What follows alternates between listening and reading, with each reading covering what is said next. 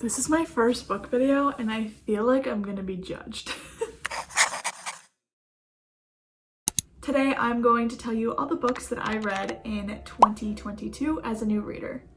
Let me give you a little background into how I got into reading this year. So around the end of October, I was introduced for the second time Book Talk, and I happened to find one of my favorite trilogies of all time from there. After I finished the trilogy, I kind of just fell out of reading again. I didn't have the time and kind of just forgot about it. One of my friends in their dorm room had a little bookshelf with books that I've obviously heard of, and I wanted to give them a try. I already had a Goodreads account, so I kind of just set a little challenge just to read 5 books by the end of the year, and within 2.5 weeks I finished that. So I changed it to 10, and that's where we are right now. I haven't finished all 10 books yet. I still have 2 more to go. I have a little less than a week to finish those 2 books, but I know I can get that done. But I'm going to show you all the books that I read this year. This will obviously be spoiler free, and I'm just going to tell you what I thought about the book and my star rating. So let's get into it. First book that really set the stage for me getting into reading is, of course, It Ends With Us by Colleen Hoover. I didn't know anything about the book except for people were hyping up the ending and how shocking it was for them. I really enjoyed this book. However, I thought this was going to be like a cute little romance book, and obviously there's romance throughout the entire book, but there's a deeper meaning to it, and I was completely surprised. I really enjoyed Lily's story. The ending, however, was not how I thought it was going to be, and so I feel like that kind of disappointed me in a way because I was expecting this grand, surprising, shocking ending. I did end up rating this book a 4-star, and then my second book that I read is It Starts With Us. I, however, really enjoyed It Starts With Us. I liked the happy ending. I liked how we were able to see a more adult relationship with Atlas and Lily. I did end up giving It Starts With Us 5 stars, but looking back after reading a few more books, I'd probably give it a 4.5.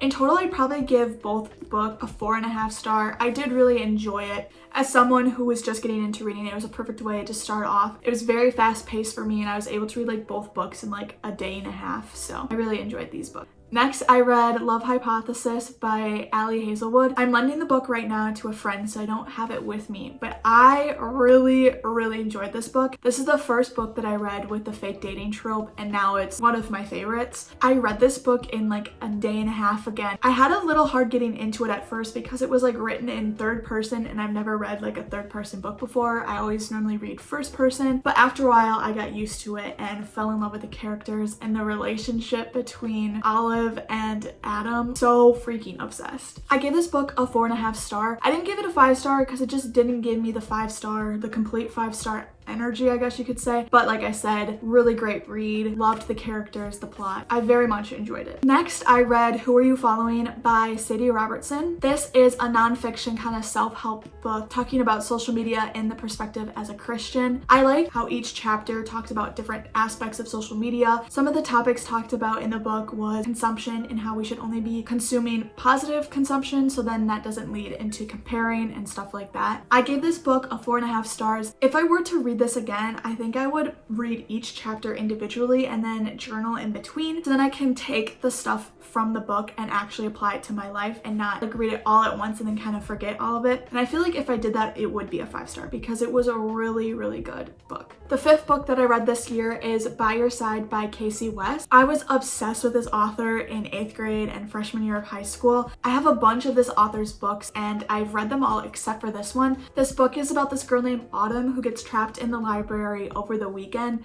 and there happens to be someone else there stuck with her who is the high school's bad boy. I ended up giving this book 3.5 stars. I did really enjoy the plot and the premise of the story. However, the character development wasn't my absolute favorite, but overall it was a very fast-paced read. And the one thing that I did like about the book is that the whole plot isn't her trapped in the library. It's only about half, and then the other half is what happens when she's out of the library, which I did really enjoy. The next book that I read, I borrowed from a friend, and it's How to Love by Katie. I don't know how to pronounce her name, so I'm not even gonna try. I did not enjoy this book. I gave this book 2 stars. The friend who I borrowed the book said that her other books are better, and I do want to read 99 Days from her. It's basically about this girl who runs into her ex-boyfriend, who she happens to have a child with, and then how that complicates her life and stuff. It switches between the past and the present, which I did like, but overall I did not really enjoy the characters. I wasn't rooting for any of them. and I don't have much to say about this book other than I do want to try other books from this author, but yeah. The next book is my favorite book that I've read this year, which is The Spanish Love Deception by Elena Armaz, I think.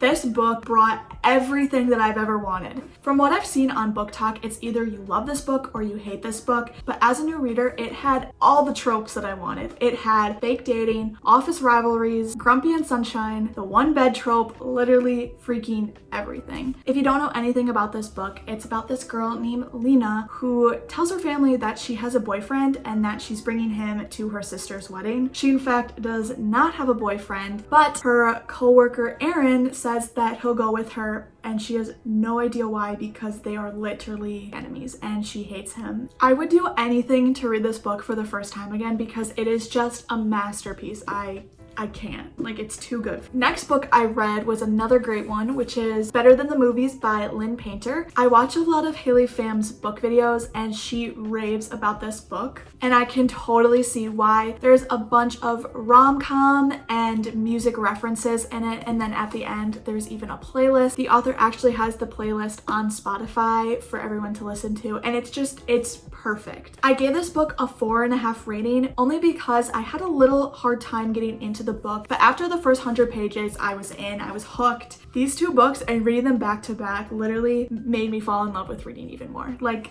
come on. And the covers, you can't go wrong.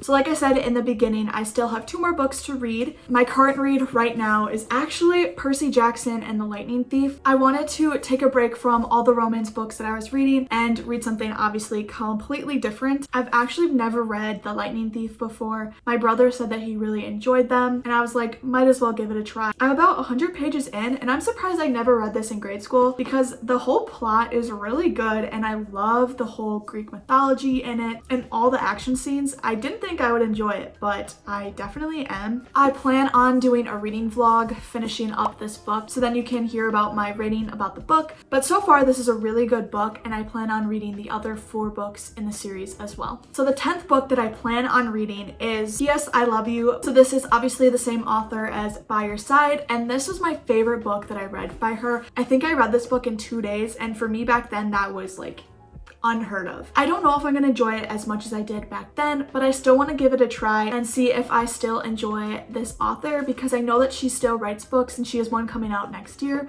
So who knows? But that is everything that I read this year in 2022. Comment down below any book recommendations that I just have to read. I definitely want to get more into fantasy because I know that there's a lot of popular books on Book Talk that I see that I'm just dying to read. But let me know your favorites and what I should try next. Thank you so much for watching, and I will see you guys in another video.